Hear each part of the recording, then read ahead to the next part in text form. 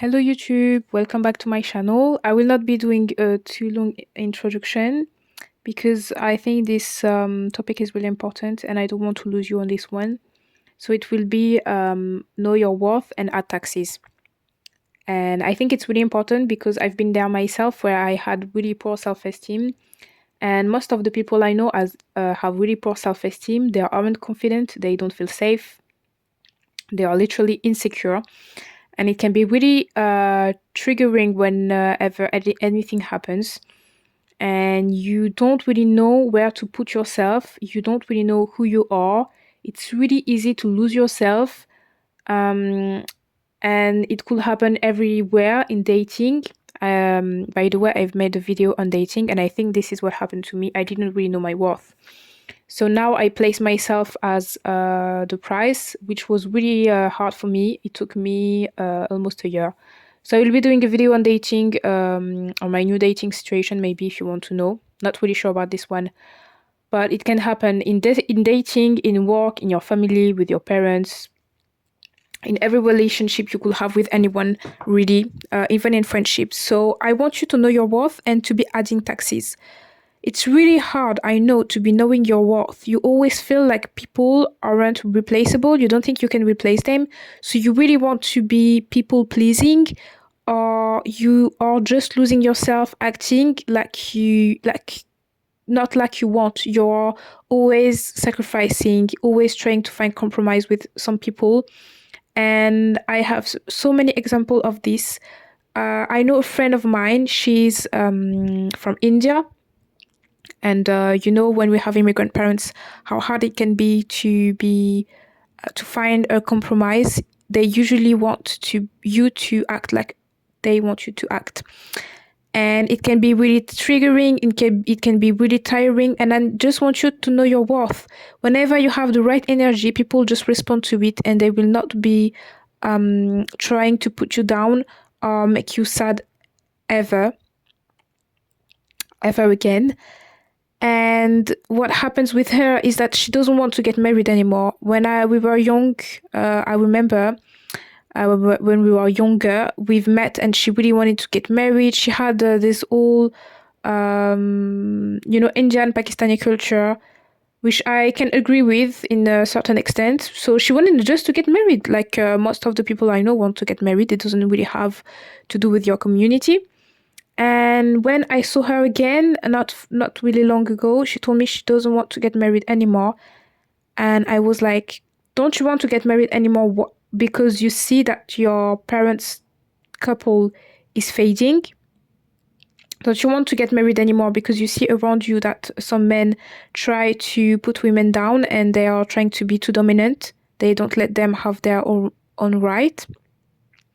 Don't you want to get married just to go against your community? You just want to show that you are someone different. Why don't you want to get married? And she didn't even know. She's just trying to be rebellious from her community. This is what happened. This is what she told me. She was like, I wanted to get married just to please my parents. And now she wants to go against that. And I was like, if ever you want to go against something, you should better first know what you want. What you want is really important because your worth depends on if you are really acting like you want to be acting. And I will talk about something else. When I was really young, when I was not really young, but when I was younger, when I was a teenager, I think I was 12 to 15, I was really struggling with my life. I don't know how to explain, but I was so close-minded and I just felt like school was everything that matters in my life. Nobody was judging me. Nobody was telling me anything, but I didn't know my worth. And I know how hard it can be to be living a life you don't want. Till this day, I'm still struggling not to be too pessimistic and negative. I'm trying my best to be optimistic and to really be positive, only have positive vibes and positive language towards me. Because when you don't live the life you want, you can't truly know your worth. When I was a teenager, I didn't have that much money. So I wanted a lifestyle I couldn't get. It wasn't anything luxury. I just wanted to have proper clothes to go to school and be able to have the look I wanted. It was that simple. but it made me feel so bad, and I couldn't know my worth. So if anyone would come my way and just insult me or do something to me, it will trigger me. But when you know your worth, when you know who you are, when you know who you want to become, when you just don't care about anyone, when you're not triggered anymore, you just feel so freaking better. And knowing your worth is about doing your inner work. It's about not being triggered anymore. If ever you are triggered, I really suggest you to journal on this and talk about this to someone and just get rid of the trigger. Every triggers come from somewhere, and I've made a video on this one. It was thank them for triggering you, and I really suggest you to be watching this one, to be listening to this podcast, because it can be really interesting. You have to know your triggers, and I think that to know your worth and add taxes, you should date. Maybe you don't want to date, maybe you chose celibacy, maybe you did this or that, but I swear I've never done anything that as triggering as dating. Maybe you are triggered by your family, maybe you are triggered by your mother, by your father, but the fact that you don't have any father. And I swear that in sects, when they want to take you, when they want to make you come in the sect, they just find a trigger. They just find something that is lacking in your life, that is missing in your life. They just point to the lack and they play on it. Same for abusive people. If you're in an abusive relationship, if the person is beating you or insulting you, if the person is toxic, they usually I know how to explain, but when you have someone that is really as an example, narcissists, they just trigger. They don't take the trigger. They just take what is missing in your life, and they make it theirs, so that they can have a power on you, and then they will make you have poor self-esteem. They will just try to minimize you and make you as, I don't know how to explain. It's really hard to explain when English is not your first language, but they are just trying to crush you. I swear that if you don't heal your triggers, if you don't do anything about your triggers, if you don't do anything about what is missing in your life, the lack you're feeling, people can play on it. And even if you think they will not know because you don't tell them, you just radiate this energy of being a victim, of being a prey to abusive people, to toxic people, to narcissists, to people who want just to manipulate other people, to be manipulated, to go in a sect or in a bad relationship, in a toxic friendship, even with your parents. They know you really well. Maybe I don't say that they do it on purpose, but some parents just make you feel bad, and then they can play on it. They can manipulate you. It doesn't only happen in this kind of relationship. It can also happen in less personal relationship. As an example, in the professional field, some people know that you're lacking something. You can be lacking money. You don't have enough money, so they're trying to play on it because they know that you have to feed your family, or they know that you have to provide for yourself, to pay your rent. So sometimes there are people who are so badly treated. And this video, I had the topic since a long time, but I didn't really know what to say. I just felt like I needed to talk about this. And today I came across a real video on Instagram. And I remember this episode of with Gordon Ramsay's show. I don't remember what it was, especially because I was watching it in my own own language. Sorry. And I don't really know the name in English anyway. So it's a Gordon Ramsay helping restaurants that are literally falling apart and they are failing. So they call Gordon Ramsay to change the menu, to do anything like decoration, and just do something better for the restaurant to be worth it, to make them earn money.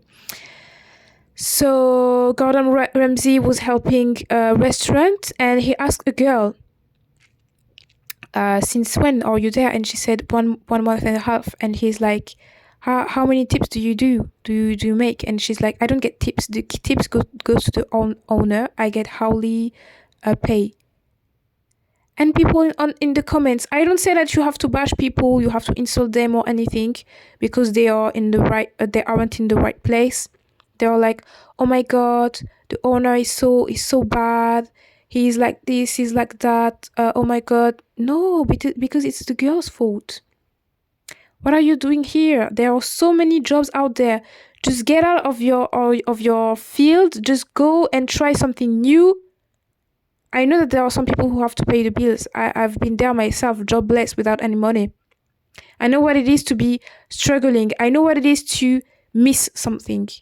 I swear that I know what it is to miss something, to always feel a big lack. Sometimes you don't even know what it is. So you're trying to fill it with anything you can. It could be religion, it could be a job, it could be this or that. And I swear that I really know what it is. So I think that this girl was just missing money. Maybe it was her first job. But if you get treated poorly, don't always blame other people. I know that it's not great to be. I will not say that it's. You have to thank them. You have to congratulate them for just minimizing you.